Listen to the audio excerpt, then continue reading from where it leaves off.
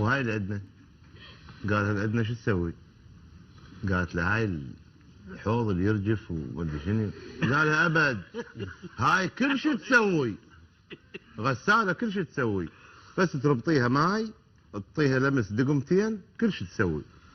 هاي قاعده قبال الغساله ما تقدر تقول لرجلها ما افتهمت. حطت بطانيتين ام النمر تجيني الغساله ما تتحمل.